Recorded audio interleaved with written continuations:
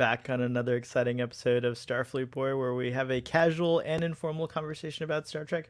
Today we are focused on Star Trek Lower Decks Season 3, Episode 3. Okay, hold on.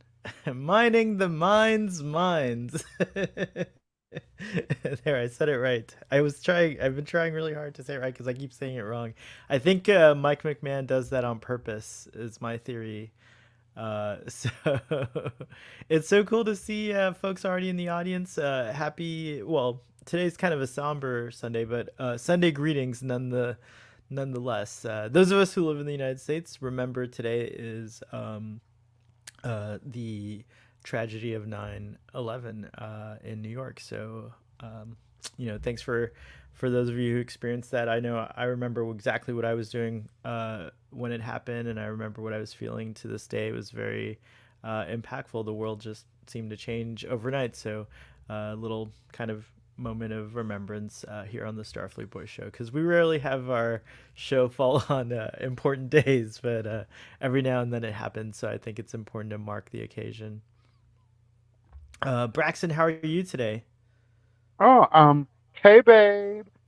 I'm well, thank you. I'm having a nice Sunday. After this, I am going to my little brother's lacrosse game at Audi Field in DC.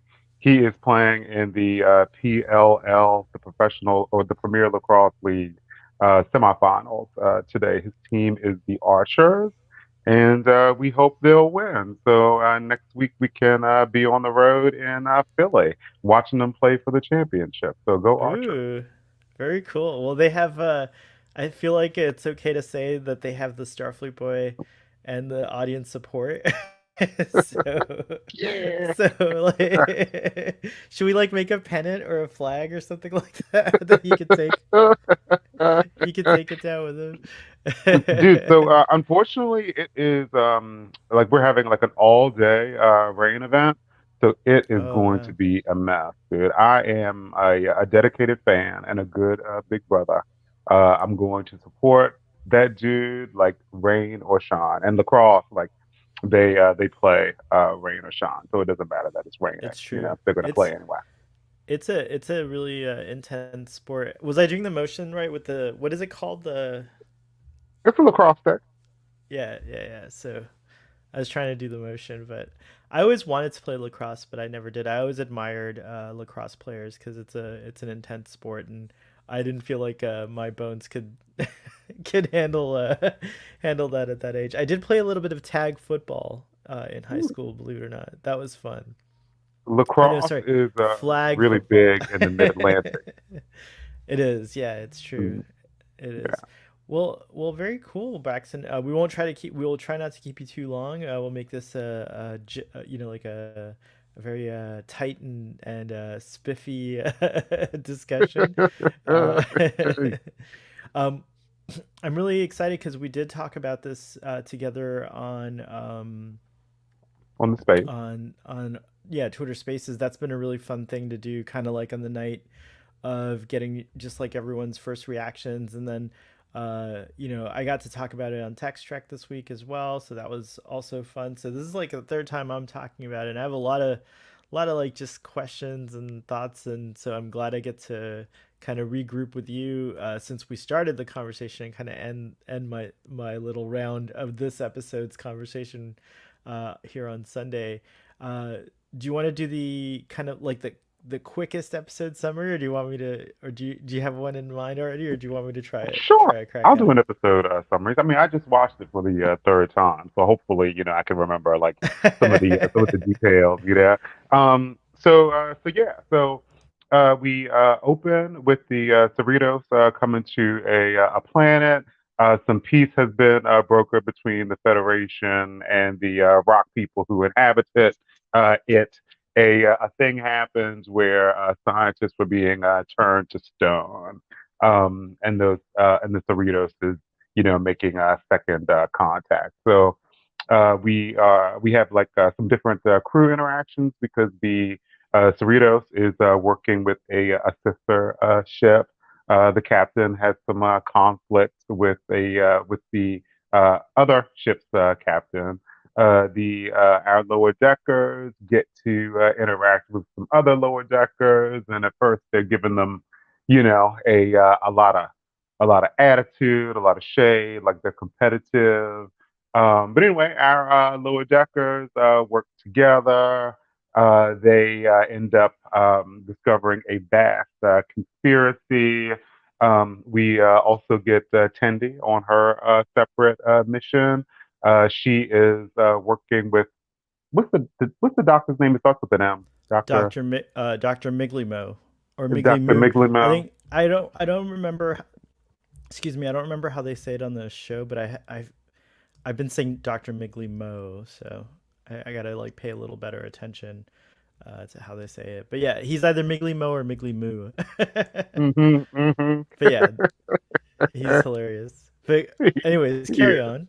And then Tendi's on her separate mission, working with Doctor Miglimu and doing some testing for Starfleet. But Tendi ends up kind of being, one of the heroes of the day. Is that she discovers a listening device in the gift that the the Star Trek scientists or the Well, the Federation scientists Federation, yeah. and the Rock people are giving the captains that they're fighting over. But yeah, Starfleet Boy totally didn't take notes this time. I'm so bad, and so I have no names. So we're gonna do this. You're gonna be like, Starfleet Boy, what was that called? I'll be like, I don't know. Let me look it up. Actually, I can pull it up on IMDb. It's probably updated by now. So. but we saw lots of stuff in people's imaginations. We saw Jennifer, and we saw Klingon clowns with bat left for arms. We saw a Borg snake. We also saw Leah Brahms as well. So yeah, lots of callbacks to things. I did not even remember Jennifer. I need to watch some episodes. I need to watch some Jennifer centric episodes Oh, and you don't previews. remember Jennifer? She's like a big deal. But look, these are all the. I feel like this is all the things you're just. I skipped ahead on the slides because you just mentioned all these guys. We even had the Kukulkan character that's from the original Star Trek the animated series. Which one is So it's Kubla pretty cool. Khan? The dragon, the flying the purple kind of blue and red over here on the right with which was chasing Stevens and turned him into stone. Oh, Kubla Khan. Oh, Yeah. wow. Okay. But yeah, sorry. Your summary's so exciting. I got all caught in. But carry on. I mean, I think that I hit like most of the points, Well, right? yeah, Like, but then yeah, vast so they conspiracy. come together and they team up, and there was this whole what is that called? Darn it, why am I not remembering? Starfleet Boy is so distracted right now. I don't know what's going on with me. Imposter syndrome.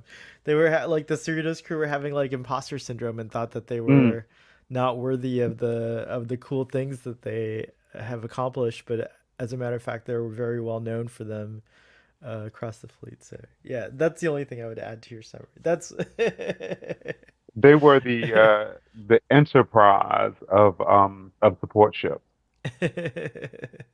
they were. It's true. It's true. It was nice to see the Cerritos get its props, right? Like for once, it was like because like I think because like they are a goofy ship, right? Like by the nature of the show being a comedy. I mean, like I don't know if they would, but I mean, it's true. Like even the goofiest ship can accomplish some pretty cool things. Like, what do you think of the whole like landscape of there being, like a hierarchy of starships, like like they've kind of presented in Lower Decks. You know, I mean, it's just kind of standard, isn't it? For our Star Trek journeys, like whatever ship that we see is like the best of like whatever they seem to be doing. I don't know. I think it's something that maybe just like But Lower the Decks is different because I feel like for me it is showing us the second best of this is the first time we're not seeing the ship that's the best at, you know what I mean? Like so we're seeing that like to like every ship so far has been like the best. Like the Voyager is the best. Like, Mhm. all the Enterprises that we've seen on TV are the best. Discovery was the best. Like, and it's like the supreme. Now it's in the future in the 32nd century. You know what I mean? Like, Yeah. this is the first ship that's like, oh well, it's not really the best, but it still wins. It doesn't mean that it doesn't like, it doesn't like contribute or whatever, but they definitely aren't the best. Like Captain Freeman's always complaining about about how they're treated. I Chris, enjoyed that aspect of Lower Decks. Um, yeah, I enjoyed it. I think it's great. yeah, me too. I do too, but I think it's interesting that there's like now this like idea finally like it's on screen of like the other part of the Starfleet, like everyone else, like not just the best ships. And I hope we get more of that. I feel like in a way, obviously, um, you know, within their parameters, Cerritos has come up and it's going to turn out to be the best, and it might end up being the best ship for a while in all of Starfleet. Like, I feel like every ship could have its like 15 minutes of like being the best. So we When was the haven't last seen time we've seen the Cerritos fire its favors? it was just like last season, right? Like at the end. Mm, I mm. feel like we've seen it in a while. I feel like we've seen it. Okay. Okay. And then Kristen Alt in the audience says it lets you see what happens after the best ships finish their thing. Interesting. Yeah, it's true. It's true. Do you think that the Cerritos should encounter like the Enterprise, Braxton? Oh, I would love that, dude. I would love That'd it be an too. interesting interaction. Yeah, I think so too. But aren't we What did gonna? you? But aren't we gonna get that in Strange New World? With Oh no, Tendi. I I'm meant not sorry. Tendi. I guess I meant like the Enterprise of its time, like in like it would be like the E, I guess, at this time. She's still in So the service. Enterprise of its time isn't the Strange New World ship No, captained by because Pike? Strange New Worlds takes place before Captain Kirk. Hmm. See, I don't know when Lower Decks is taking place. That's, Yeah, you do. It's like in the Next Generation time. So it's in Star Trek Picard's like in not Picard. It's like 20 years before Star Trek Picard. mm, But mm. Strange New Worlds looks. I think it's easy to. I mean, well, no, like Strange New Worlds. The crossover with Strange. I wasn't talking about a crossover. I think that's where we got mixed up. So like, I don't mean to have like a crossover. I mean to have like them meet the Enterprise of like the E and Captain Mm. Picard and like Because because they they've do already met know like about. Riker. Yeah. What's Hmm. that? Because they do know about Kirk and Spock. Yeah, but that's their history. Like that's like Mm. all in the like 100 and something plus years in the past. Wow. So Yeah, how they gonna be on Strange New World? Wow. yeah, I know it's gonna be something time travel shenanigans. Oh wow. Yeah, yeah, Okay. yeah. So yeah, totally. And they're gonna be live action. Wow. I love Tandy, that. What's Tawny that? Newsome is a really good presenter. I'm looking forward to seeing her in live action stuff. I mean, obviously we've seen Jack Quaid in live action stuff, Yeah, and but I've never have you seen not Tawny seen Newsome. Space Force? Oh I my don't think gosh. so. Go watch Space Force. Tony Newsom is in that. It's actually it's a really funny show. I don't think it got renewed, so there's only 2 seasons of it, Hmm. but Tawny's in it and she's great. She plays like a colonel or a lieutenant or something like that in the Space Force. Oh wow. And it's also a comedy show. It's a little bit different in the style from Lower Decks, but it's obviously in its live action. But yeah, Space Force is pretty cool. You can see Tawny Newsom. Speaking Okay. of comedy, what did you think of the fantasy balls?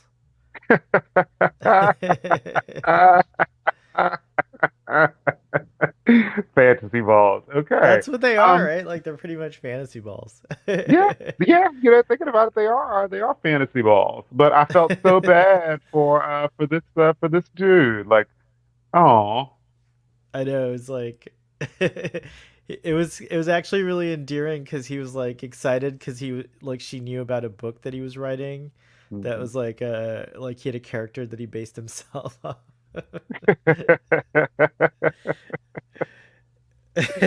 And then we see the rock dude staring menacingly in the background. And you're like, ooh, like, what's Yeah, this that's about? our first introduction. So I haven't had a chance to go look, but I'm told that the new release of Star Trek Five, the 4K upgrade, you can see the rock creatures that were intended to be in that movie in the background. And they kind of look like the rock creatures that we saw in this episode. So that's a pretty cool little connection Ooh. to the past. Um, but here, then of course we get our cameo of the Hood, and I didn't take a screenshot of the Hood just because everyone else has already shared it. So I wanted to share a picture of Captain Murakami and his first officer. Who are really interesting. I kind of like this crew. Lord X gives you a little peek into the rest of the fleet here, and I kind of love that. And that's always a fun thing in Star Trek to see other ships and stuff like that. And here we get two extra other ships. We get a little glimpse at the Hood as it like cameos in, and then we of course get the Carlsbad, which is the Cerritos' sister ship, which is pretty cool. Would you think of Captain Murakami? Oh, very cool. Like you said, it's cool to see, some another ship and another captain and first officer. Just like letting you know, like, okay, what happened before to like get us to our second contact. I like the that perspective.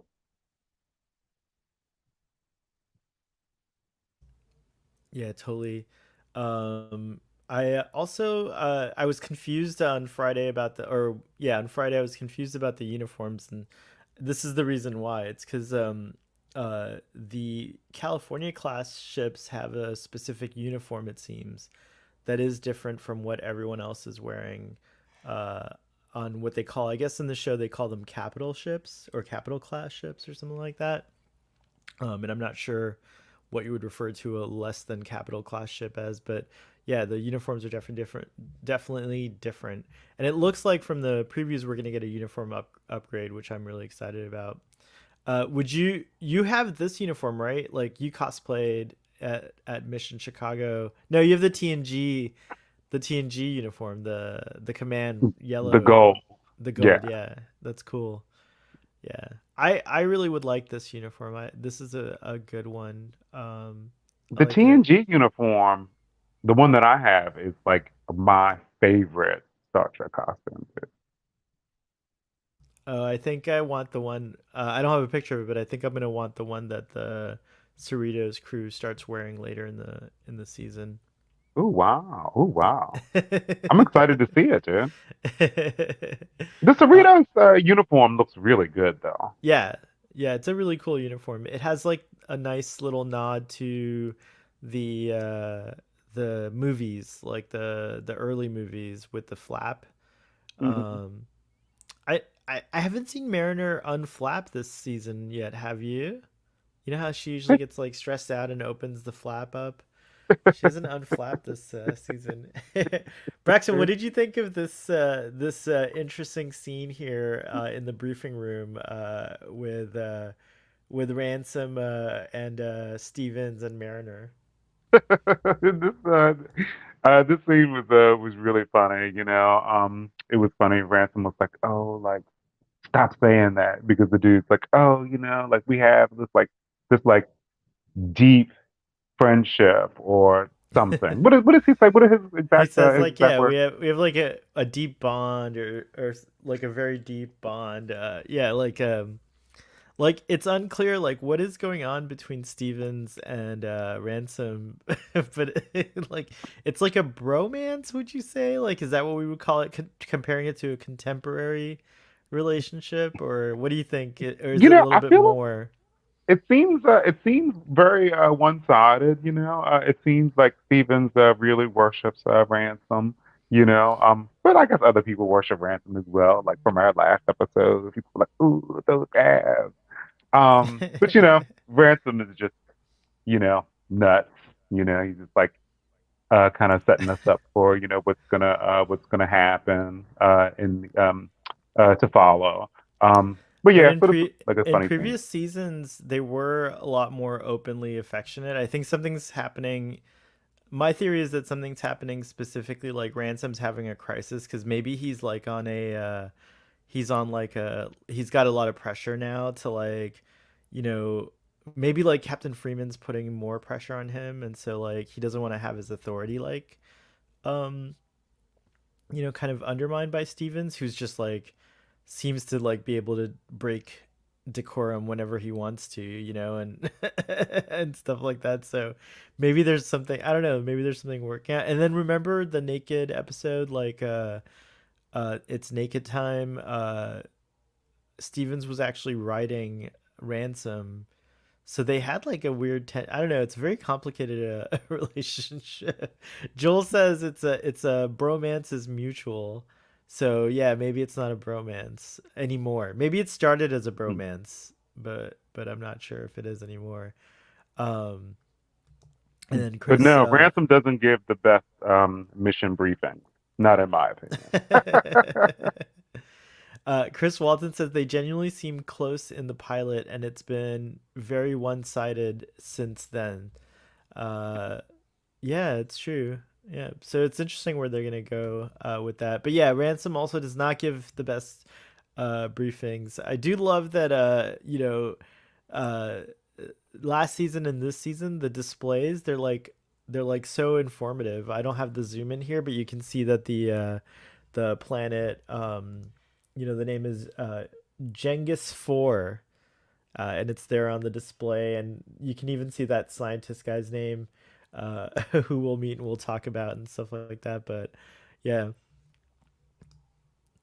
but Mariner's just like whatever. She doesn't want to get kicked off the Cerritos, so she's kind of following along, and she's doing a good job. I feel like this. What do you think? Because I know you watch Mariners kind of closely, right? Hmm. What do you think? How's she doing this season so far? After that whole first episode, like come to Carol moment that she had. I was surprised that Mariner was so chill this episode, especially to start. Like she's taking in the mission briefing. Like Hmm. you can see by her body language, she's uh, like okay, just like getting through, just like doing what I gotta do, you know. Um, so yeah, at least for now, we have very chill Mariner, but she's gonna step it up when she gets to the mission, like she does, woman on a mission. Yeah. Yeah, I think so. I think so. And she does great in this mission in particular. I think she has still her little quirks, like we'll talk about that, but wanting to compete with the other crew and stuff like that, and almost almost going rogue. But she's starting to temper those qualities. It's really nice to see her win, because she gets like in trouble a lot, so it's good to see her not get in as much trouble. The other thing I loved in this episode in particular was the whole Tendy's whole journey. Like, I know what that's like. I kind of, in a lot of like, for me, like, I don't know how you feel about this, but I like to relate Star Trek in general to like workplaces, like office environments and like just dynamics that are like group dynamics that are like professional in some manner. You know what I mean? Yeah. And so I remember like that idea of like when they pair you up with a leader, who you're not very fond of or that you're like kind of like doubtful of and stuff like that. And so all the gags here and like the situations that they put her through with Miglimo were very relatable for me personally. So I found myself laughing a lot. What about you? Have you had any experiences like that? What do you mean, like professional, like in like work experiences, professional and like friend experiences? You mean? Is that what you mean? Yeah, yeah, just like more like working professional relationships. Like, have you ever had a situation where you were paired up with a leader that you're like not sure about or that you didn't want to work with or anything like that? I'm sure that I have, but right now I can't really, think of any. Like, I think that I've had like a bunch of pretty competent managers. But these scenes I thought were really funny. I thought it was hilarious when Bertha was like, "Ooh, yeah, like I want to have like my brain like blown up by science," or like something like that. Cindy was like, "Oh yeah, like I've been like, reading all this information. It's like my brain's about to explode." And like Rebecca was like, "Oh yeah, like that's how I want to die." But these were good scenes. I really liked when Dr. Miglemu was looking through the data pad and he was just like skipping all this like important material. He's like, "Ooh, Vulcan crap, more Vulcan crap, like more Vulcan crap." Something about logic. I thought that it was that was funny. I like how Tendi was trying to get like finish the whole experience by asking if there was like a test that she could just take, and he's like, no, you need like real experience. He's weird, Dr. Migliemu, and he's I think he's definitely, after watching it in this episode, did you ever watch the series Frasier? No. I think he's definitely a nod to both Frasier and his brother Niles. Like he's an Mm, amalgamation of those characters.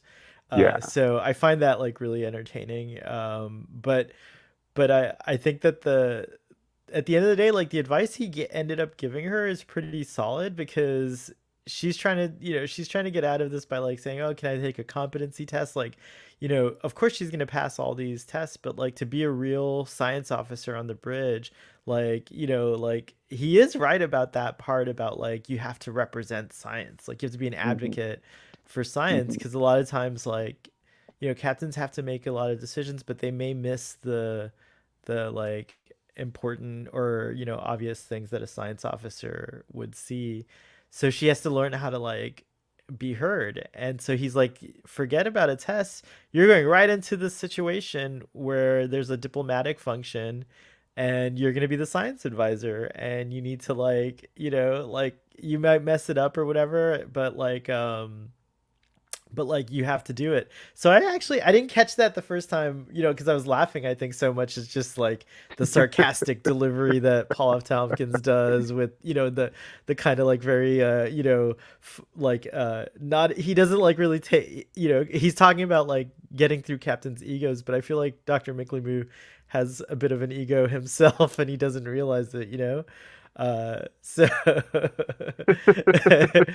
so at the end of the day, he does give really good advice.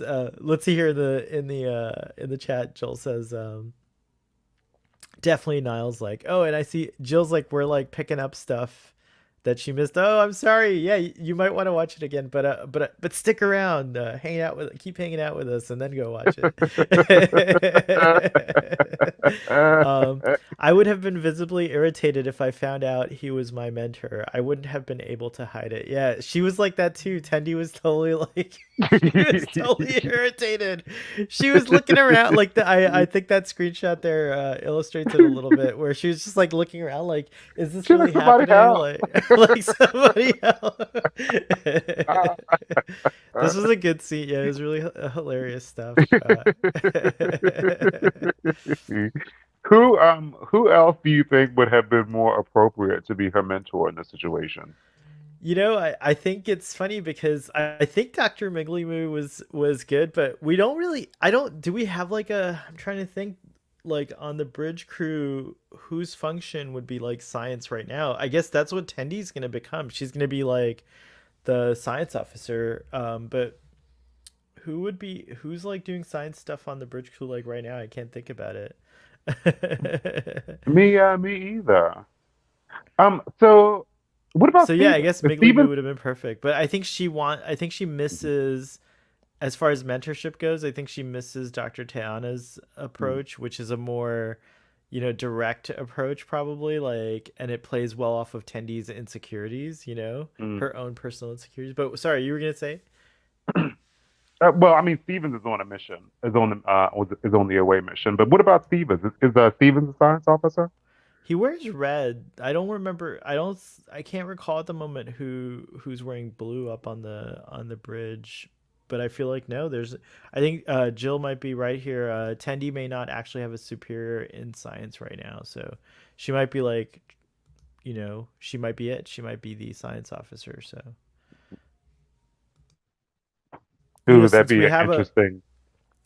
lower decks perspective, we don't know what goes on the day to day up on the bridge.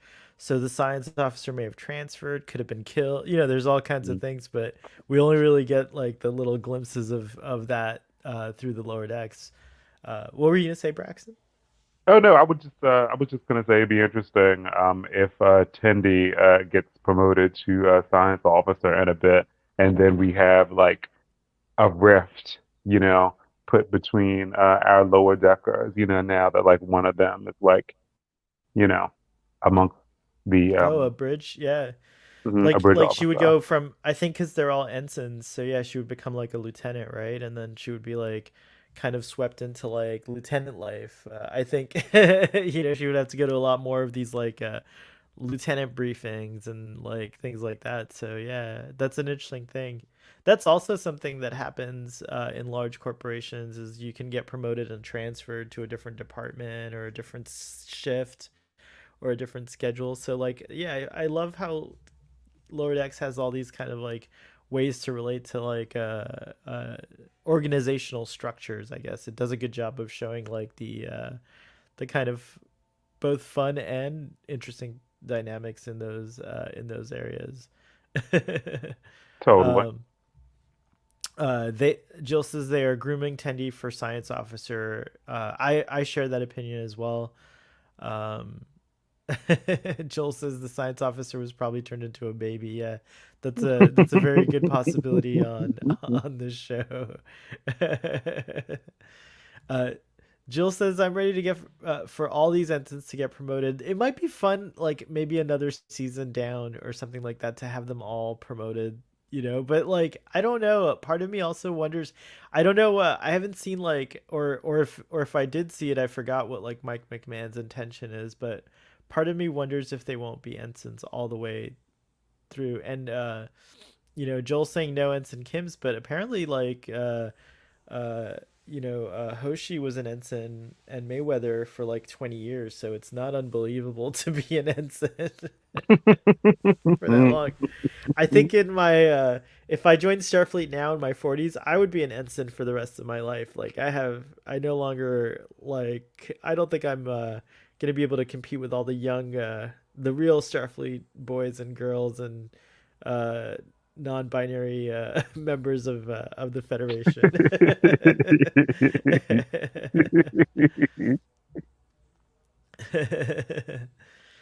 Jill says I'm done with the ensigns never get promoted. WTF with that? Wow. Well, okay. So back down on the planet, we get like this little misdirect. What did you have time to like does it still crack, like you just saw it, does it still like work, the little gag of how like they at first there's like this tension, or do you see it now that that like they actually admire them, like do you see all the little details of how it came together? When I was just watching it a little bit ago, they were so mean and they were throwing so much shade. It's I was true, like, right? It looked like it with their faces, right? how could they actually admire this group? Because they seem so mean. But I just accept it because it's like a lower decks, and Right. I'm just gonna go ahead and go with it. But they were really mean and really degrading to our lower deckers, and yeah, I kind of felt bad for the kids, but like you can see in Meredith's eyes, she's like, oh yeah, like I'm gonna show you, you know. And yeah, on my second watch, I noticed that the guy had the webbed fingers. I thought that he was human at first. Oh, right, you did notice. That's cool. Yeah, I think I have a, let me see if I have a screenshot of him. I could have sworn. Oh, there he is. He's actually on this one here. Whoops, no. Go. Oh, there we go. Yeah, on the bottom there. He's there, yeah. So Starfleet Point has to look on a tiny screen, so I'm like, oh, do I have it up there? Like I get to... Some of you guys watch at home on a TV, which is really exciting. I feel like that's the way to watch these like PowerPoint presentations, you know? Like it's like here you go. It's like gigantic. But yeah, Stevens is leading the away team, and as we'll see, he's incompetent. Were you excited when you saw Leah Brahms on as a cameo? Oh my gosh, I am so excited that I saw Leah Brahms. Like the hair and the mold, just like you can see instantly that she is Leah Brahms if you watched TNG. And I thought it was Totally. interesting that Rutherford would be into Leah Brahms, but it totally makes sense. Like she's Leah Brahms is like super hot. She's super smart. Like she's doing work on these advanced engines. Like Leah Brahms is an engineering nerd's dream. She definitely is. She's like super famous too. I mean, like the work that she did, like the designs that she did, like are like the best ships and in Starfleet of their time. And I feel like it's interesting, like there's this whole seeing Leah Brahms has stirred up. At least I don't know if you follow these kinds of discussions on Twitter, but seeing Leah Brahms has stirred up in my little circles like a lot of discussion about those episodes and like Geordi and Leah and like and like just the implications and like I was very surprised because I guess I just never picked up on it to the extent of what it is, but I've learned a lot as to how like kind of, important those episodes are to a lot of people in terms of like, the treatment of women and behavior and just like identity. And it was very interesting, but it does even what Jordy does in that episode while desperate is like weird and like definitely you could see how people could find it cringy and certainly Leah herself reacted to it, but then in All Good Things it suggested that they're married, so I always kind of clung to the idea that Jordy and Leah would get married, but I've kind of like let that go, and now I'm more in favor of like it would be neat to see that the actual Leah Brahms and Jordy have been able to work together to create a new class of engines and starships, like that their work together as professionals has like revolutionized propulsion in Starfleet. So that'd be cool if like Star Trek Picard season 3 like presents them in that fashion. But a lot of people don't want to see them married, and I get it, and I think I'm okay with that. Like I don't really care if they're married either. So You what know, about you? Do you have so any opinions one way or another on the Leah Brahms stuff? dude, in Picard, I would love to see Geordi be with Leah Brahms. Really? Um, Okay. because the thing is, like, she said that she was married. She didn't say that she had kids or anything. And Right, like, right. hey, she should leave her husband for Geordi, dude. I'm totally with it.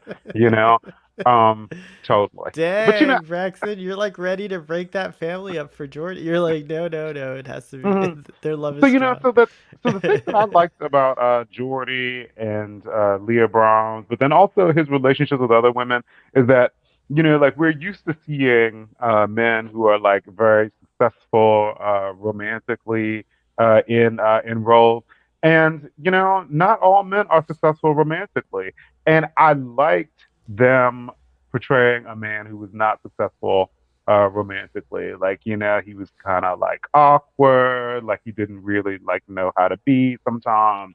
He didn't have confidence. I think that's an important experience to portray also. So I didn't mind that, like yeah, like That's a really interesting point. I hadn't even thought of it quite that way. But I mean, definitely Jordy. I think it gets complicated because I think LeVar Burton has some misgivings about the way that he was kind of encouraged to play Geordi, or like he would have had it a different way. Maybe he just didn't like the. I think he probably would have supported like showing that perspective of people who are unsuccessful in romance, but like in a different way. Like I don't think he liked the way that it ended up looking on screen, because I think Geordi to a lot of people comes across as perhaps cringy at times. But then again, like someone else pointed out on Twitter, I think it might have been Robbie, that like the important lesson there is that he kind of figures that out like throughout. He does figure out like, oh, it's not good to dwell on these fantasies, and like you have to kind of like, you know, like live in the real world a little bit more, and stuff like that. So it's very complicated. It's very interesting. Um, Jill says in the audience that first of all, Geordi Geordi the homewrecker. Yes, Braxton supports. That's what Braxton seems to support here is Geordi the, or like you but there are a lot of reasons why Leah may have ended up with Geordi somehow. I think like I have a lot of faith that whatever the producers working on Star Trek do, it'll be something that like fans will mostly like understand.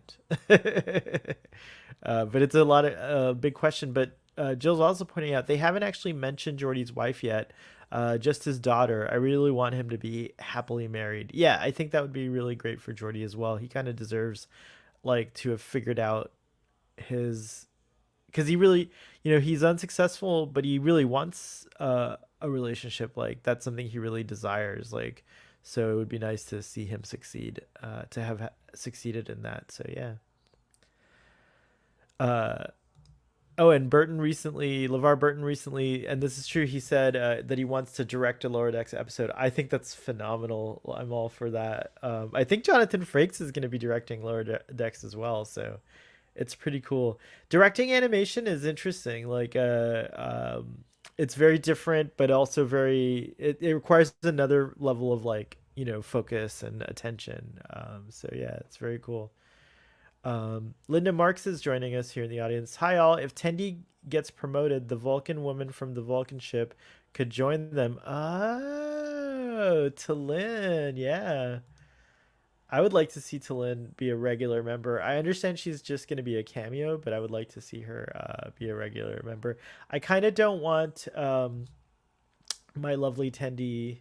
I'm not ready to let go of seeing Tendi being a part of the Lower Deckers, so I'm hoping she finds a way to like still be a part of the Lower Decks, even if they do promote her. And she's for now she's just doing the science training program, so like I'm gonna chill out and not get too nervous about it.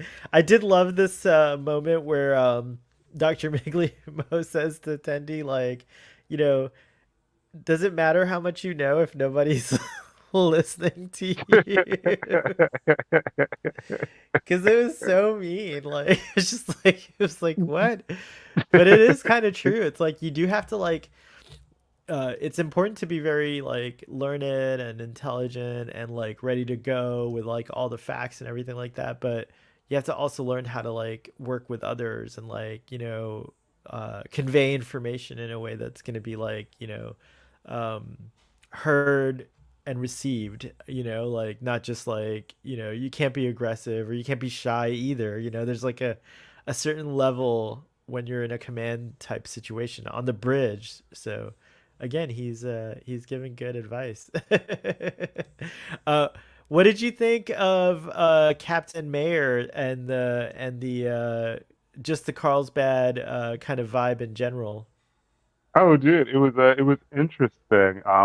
It was an interesting conflict. Ransom's like, ooh, yeah, like he's on the fast track to a uh constellation class, like this like no, like young I think he said well, galaxy class. ooh, galaxy class. Yeah, I think Uh-huh. that's And what he she's might have like, said.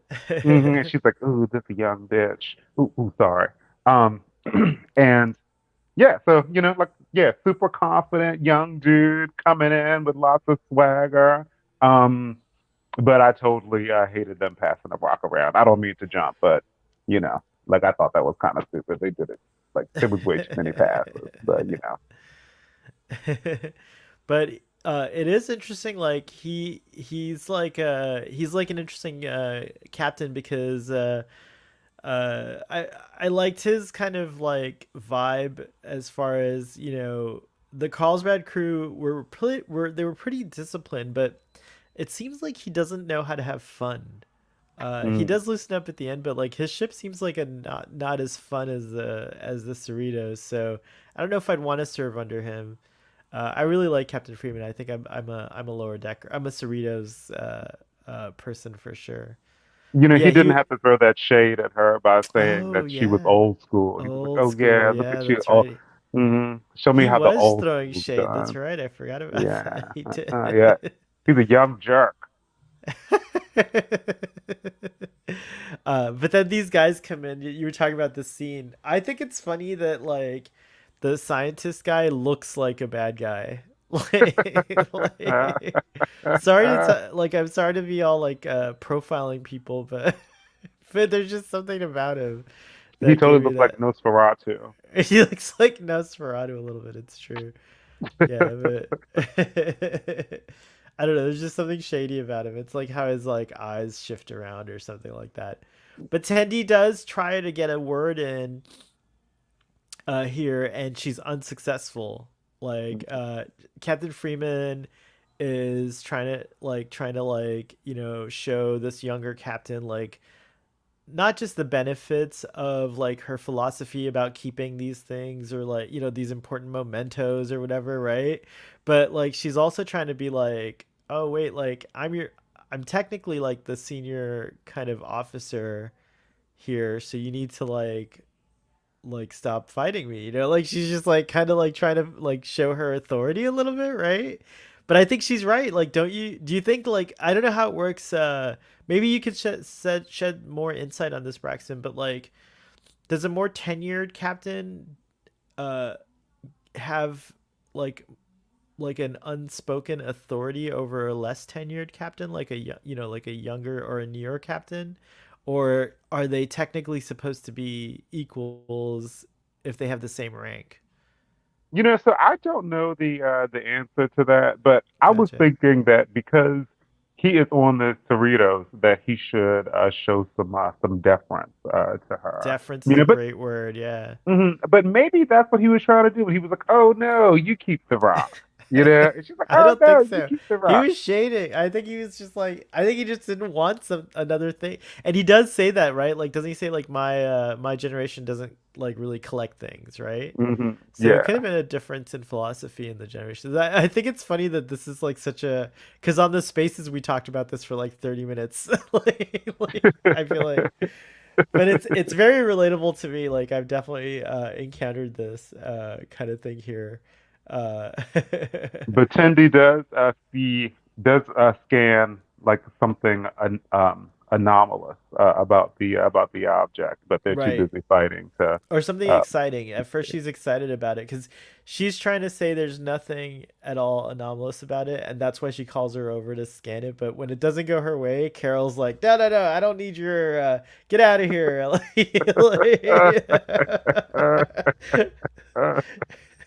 I like that a lot, by the way. It's like Carol's like, "No, you're not saying what I want to hear. Go." Like, and so then Tendy's devastated, which sucks for poor Tendy because she's like she's trying to follow she's trying her best to follow Dr. McLemoo's like instructions, but alas, she messed things up.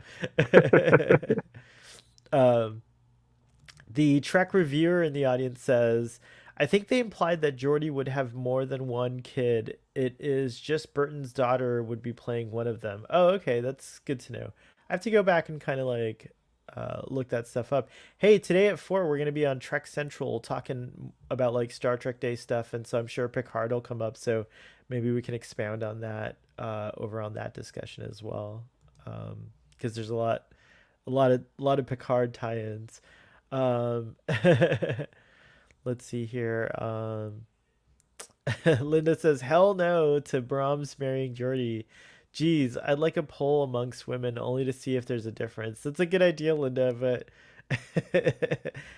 I've been seeing like a fair like argument on both sides, or there's like more than actually two sides to that one. So there's a lot of good, interesting perspectives that I've been seeing in my discussions.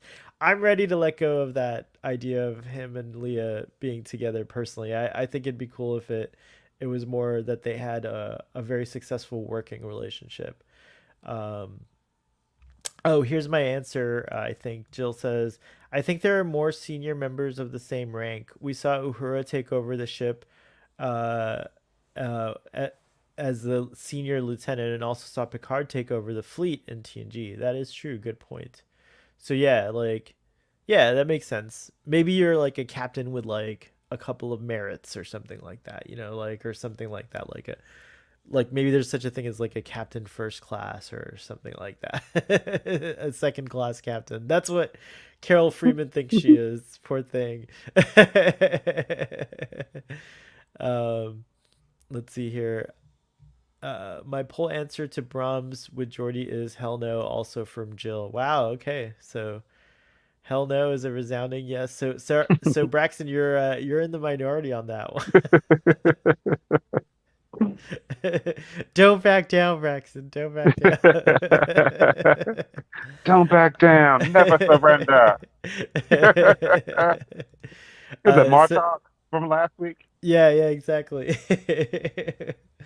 So yeah, they're cleaning up these crystals, and they're also competing with the Carlsbad crew, to see who could do it the fastest. And so the crystals start presenting them with their fantasies, but then when Stevens comes in, and Mariner, to provoke him, tells him that, like, the Carlsbad crew were talking crap about Ransom, and like how he doesn't have a strong core and all this stuff. Stevens goes nuts, knocks over the container that they're trying to put all the fantasy balls into, and they all break, and then we start getting nightmares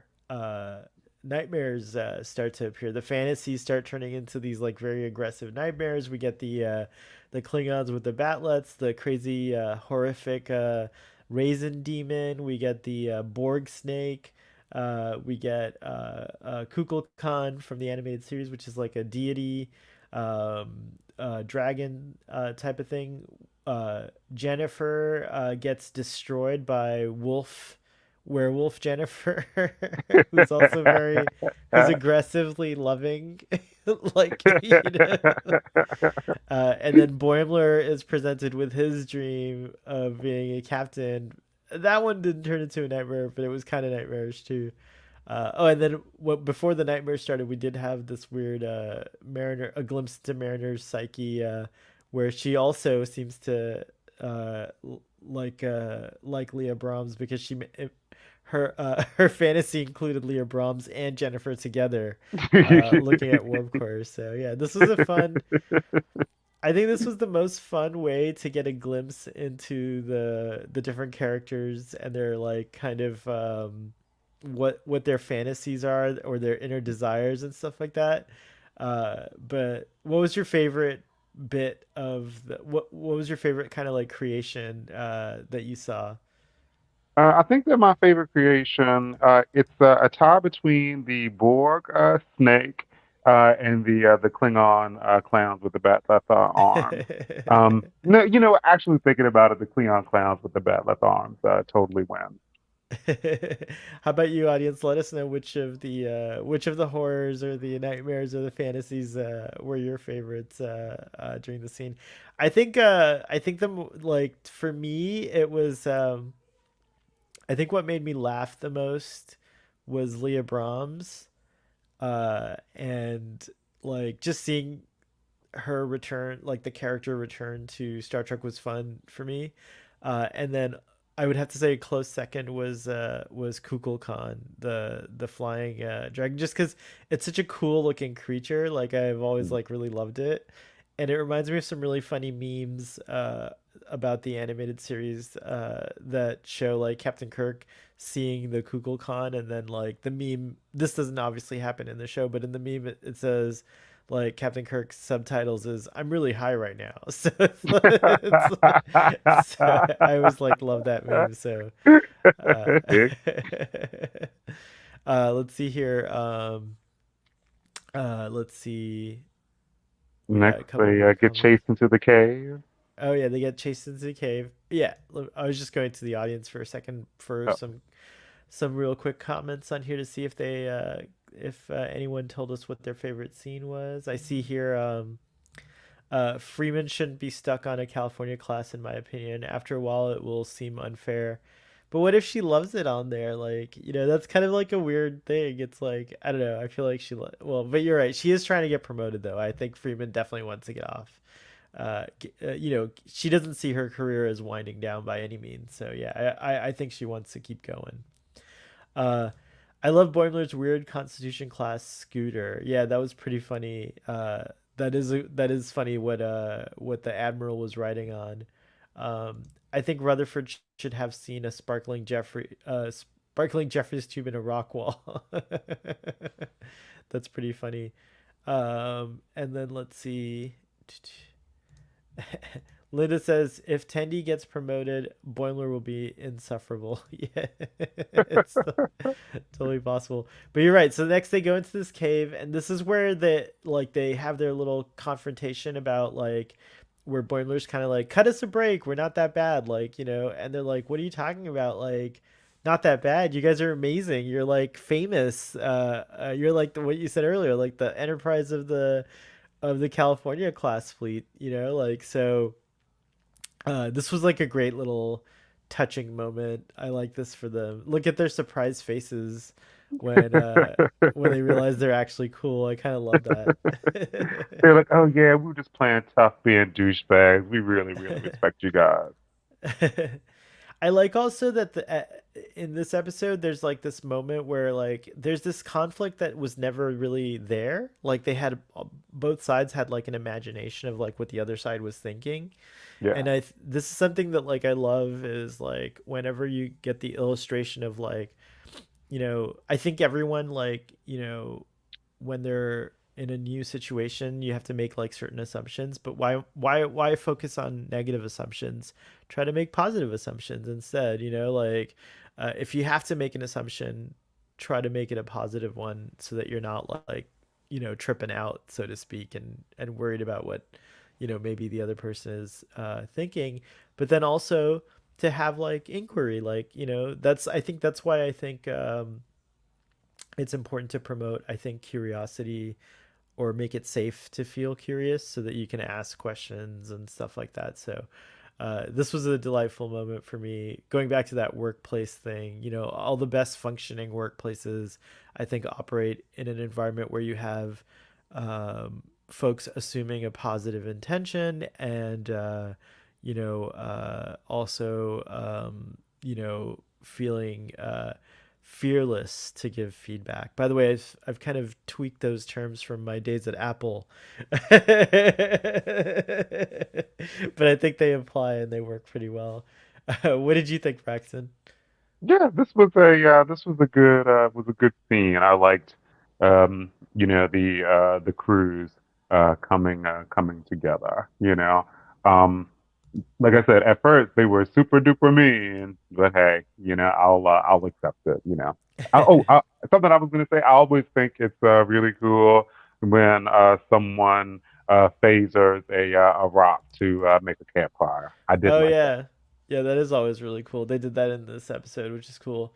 I love the composition of this. There's a couple of times where I like to do like a presentation that has as many like kind of, I like to consolidate images into the presentation, but sometimes you just see like these like what I like to call like these kind of perfect shots, and this is like one of them. Like I love how the crew is framed here, and like the lighting and the backgrounds are beautiful, and like yeah, it's a really well done. It's like every frame in Lower Decks is almost like a work of art. Like I could see myself like I'm a big fan of animation, and the style of this animation is very like clean and refined and beautiful, but also very much in a style that I'm very familiar with growing up and watching cartoons, or animated television. So yeah, this is a style I love this style. Speaking of which, this is another frame I would love to have, which is so they all realize after the snake attacks and like it starts spitting basketballs out, like they all realize, oh, something's up here, and they look outside and the wolf Jennifer's dancing, the Klingon is playing a trombone with the batlets. It looks so crazy, uh, and then the grape monster is like licking soup or something like that. It's like really really funny. um, Borg snake, they have assimilation tubules in their fangs. I bet that is pretty funny.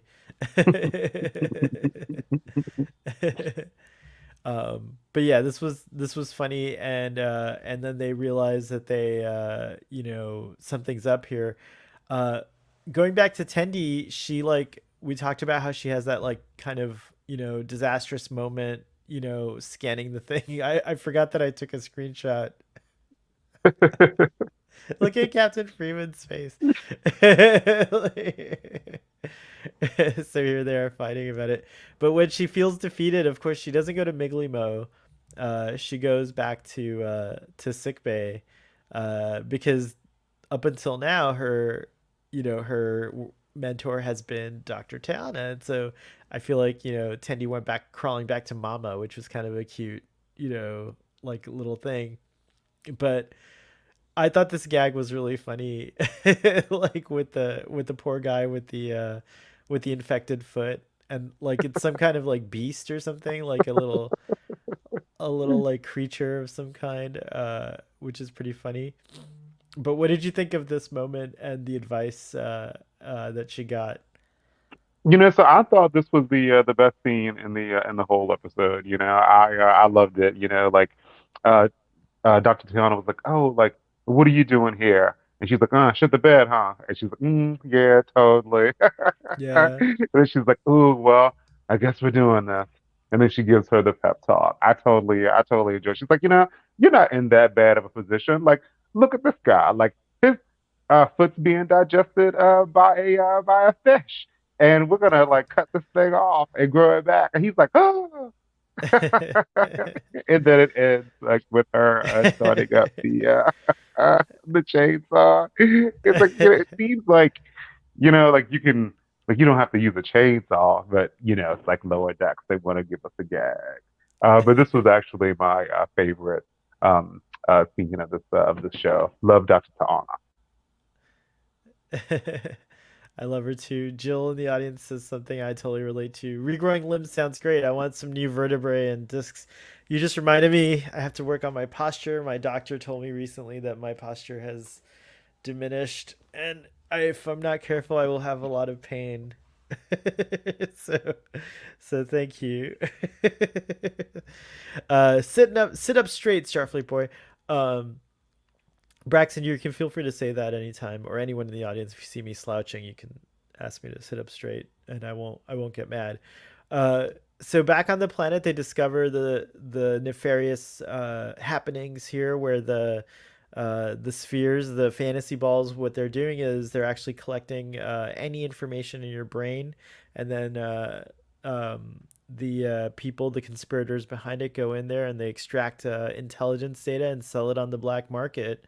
So it's pretty nefarious, wild scheme, and I like that the crew. I like that this time the lower deckers kind of have um, uncovered something that actually like is really big, and they take it to they take it to the captain right away, and like they even interrupt the little conference and everything like that.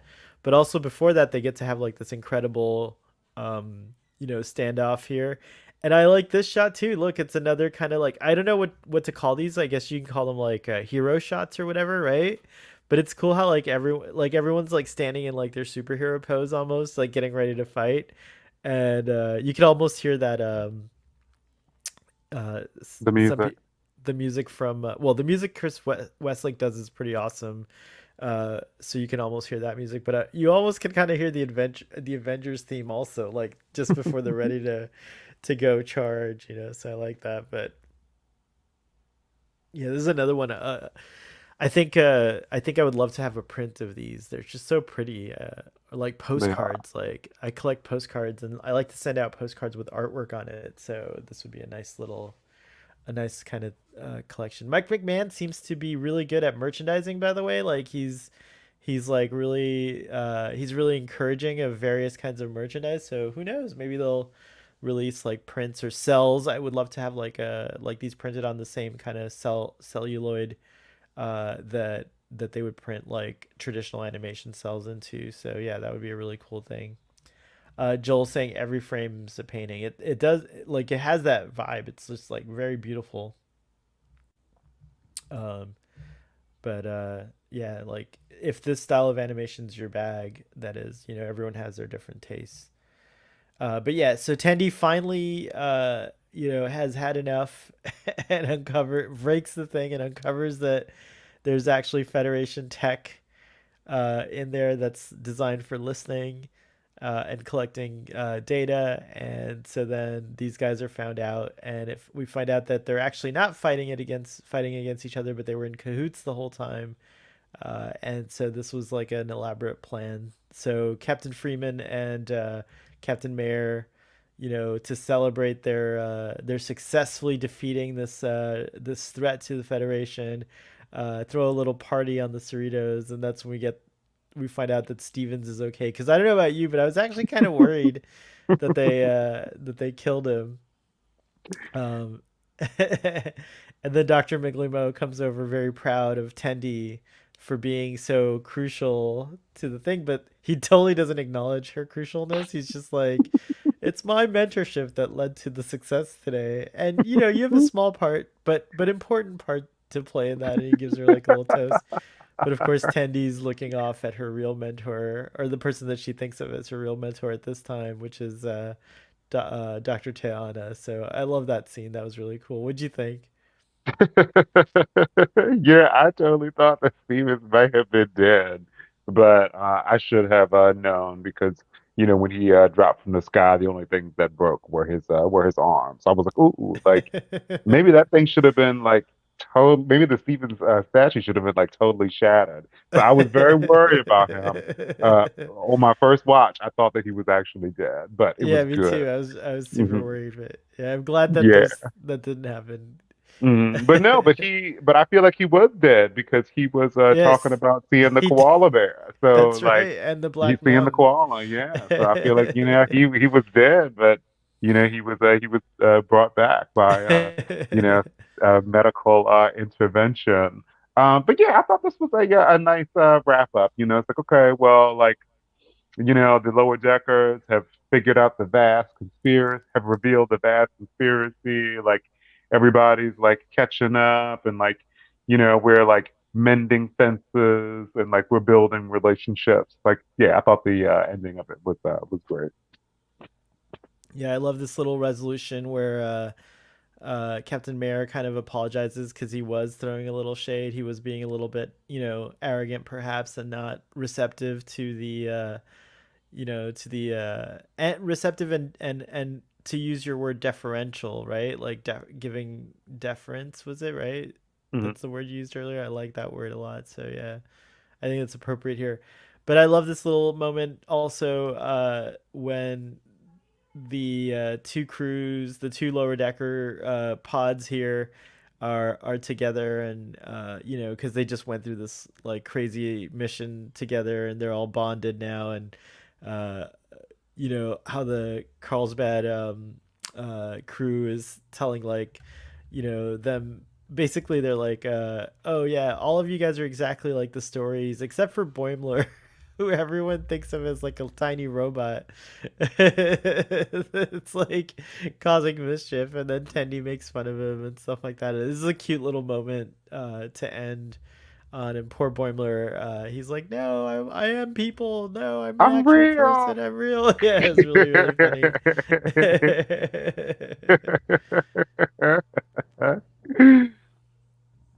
I think it was a very delightful episode, all in all. I still am enjoying it. I've watched it about three times too. I watched it a little earlier today, and yeah, it still wins. So I'm gonna stick to my initial rating, which was a 10 for this episode. What do you give this? So after talking to you today and looking through the screenshots, I'm reminded that I like this episode more than I did on my first take on this space. I give this episode a 10, dude. Wow. That's a like a huge that's a huge coup. What were you leaning towards before the discussion, just out of curiosity? I was leaning toward a 9. Oh, okay, so it's still high rating. Hmm. That's good. That's Hmm. good. Very But cool. all the smiles that I've had in the last hour of our conversation makes me feel a 10. Oh, Braxton, thank you. That makes me feel good too, because I was smiling just hanging out with you too. So it's always fun talking about Trek with you and our audience, who's wonderful and gave us some really cool ideas. Again, lots to think about with Leah Brahms, man. Controversial topic. Yeah, it's cool. I think I think we'll obviously get more. We'll see what happens in Star Trek Picard. We're obviously going to get more conversations about Geordi along the lines. But audience, thank you so much for participating with us. Braxton, thank you for being with me here another Sunday. It was great to spend this Sunday, albeit a little perhaps somber with memories of 9/11, but also very wonderful to get a little distraction from that kind of vibe. So thank you. What have you got going on, and how can folks follow you?